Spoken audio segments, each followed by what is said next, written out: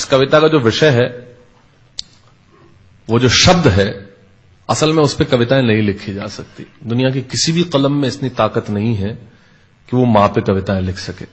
मैं तो बहुत छोटा कलमकार हूं, मैं मां पे क्या कविताएं लिखूंगा। मैंने एक कविता सिर्फ ये लिखी है कि जब मां हमारे पास होती है तब शायद उसके होने का एहसास नहीं होता। जब मां नहीं होती तब जिंदगी क्या होती है, बस मैं ये कहना चाहता हूं। तब आप सुने उस कविता को। एक बहुत छोटी सी कहानी उस कविता के शुरू में कहता हूं। एक जंगल में एक संगीतकार मृदंग बजाता था। मृदंग ढोलक की तरह एक वाद्य को कहते हैं। और जब मृदंग बजाता तो एक बकरी का बच्चा वहां रोज आके खड़ा हो जाता। एक दिन सर ये कैमरे जो भी है बंद कर दें प्लीज, फॉर गॉड सेक। बकरी का बच्चा वहां खड़ा हो जाता आके, तो मृदंग जो बजाता था संगीतकार, उसने उस मेमने से एक दिन पूछ लिया कि यार तुझे क्या मेरा सुर, मेरी ताल, मेरी लय बहुत अच्छी लगती है जो तू रोज यहां चला आता है। वो बोला मैं नहीं जानता कि आप क्या बजाते हैं, न मुझे सुर की समझ, न ताल की समझ, न लय की समझ। मैं तो बस इतना जानता हूं कि इस ढोलक पे, इस मृदंग पे जो चमड़ा मढ़ा है वो मेरे मां के बदन से आया है। क्या बात है, बहुत अच्छे, वाह। जब उस पे थाप पड़ती है मैं आके खड़ा हो जाता हूं। बहुत अच्छे, वाह। मेरी कविता मां के न रहने पे भीतर से पड़ी हुई थाप की कविता है, तब सुनाना चाहता हूं। इस कविता में अगर आपके आंसू बाहर की दुनिया की यात्रा करना चाहे तो रोकिएगा मत। अगर आपको ठीक लगे, जैसा कहता हूं जब मां नहीं होती तब जिंदगी क्या होती है। एक मुनव्वर राणा साहब का शेर उधार लेता हूं कि किसी के हिस्से में मकान आया, किसी के हिस्से में दुकान आई, मैं सबसे छोटा था, मेरे हिस्से में मां आई। क्या बात है, वाह वाह, बहुत अच्छा। तब कहता हूं कि कल जब उठकर काम पर जा रहा था तो अचानक लगा कि कोई रोक लेगा मुझे। कल जब उठकर काम पर जा रहा था तो अचानक लगा कि कोई रोक लेगा मुझे और कहेगा खड़ा खड़ा दूध मत पी, हजम नहीं होगा। मुझे लगा कोई कहेगा खड़ा खड़ा दूध मत पी, हजम नहीं होगा। 2 घड़ी सांस ले ले, अरे इतनी ठंड और कोट भूल गया, इसे भी अपने पास ले ले। मन में सोचा मां रसोई से बोली होंगी जिसके हाथों में सना आटा होगा। अगली पंक्ति के खालीपन से जुड़े तो मुझे बताएं। मन में सोचा मां रसोई से बोली होंगी जिसके हाथों में सना आटा होगा, और पलट के देखा तो क्या मालूम था कि वहां सिर्फ सन्नाटा होगा। पलट के देखा तो क्या मालूम था कि वहां सिर्फ सन्नाटा होगा। अरे अब हवाएं ही तो बात करती हैं मुझसे। जब कोई नहीं होता तब अंतरिक्ष बात करता है, निर्वात बात करता है, वैक्यूम बात करता है। तब कहता हूं अरे अब हवाएं ही तो बात करती है मुझसे। लगता है जब जाऊंगा किसी खास काम से तो कोई कहेगा दही शक्कर खा ले बेटा, अच्छा शगुन होता है। कोई कहेगा गुड़ खा ले बेटा, अच्छा शगुन होता है।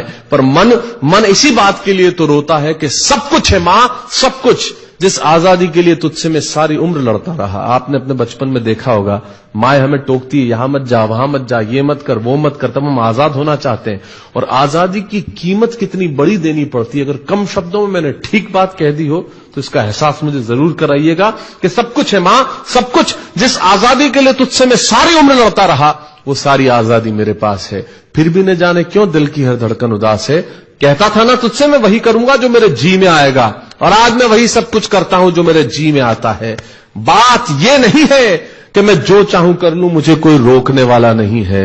बात है तो इतनी सी कि सुबह देर से उठूं ना तो कोई टोकने वाला नहीं है। बहुत अच्छे, वाह वाह, बहुत अच्छे, वाह वाह वाह वाह। बात है तो इतनी सी कि सुबह देर से उठूं ना तो कोई टोकने वाला नहीं है। रात को देर से लौटूं तो कौन नाराज होगा भला, कौन कहेगा बार बार कि अब कहां चला। आप ही के जिंदगी के कुछ दृश्य चुराता हूं और आप ही को सौंपता हूं। रात को देर से लौटूं तो कौन नाराज होगा भला, कौन कहेगा बार बार कि अब कहां चला।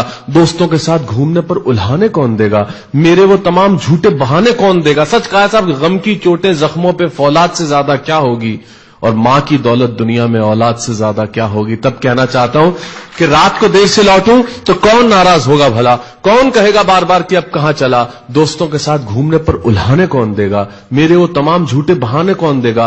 कौन कहेगा कि इस उम्र में क्यों परेशान करता है। हाय राम, ये लड़का क्यों नहीं सुधरता है।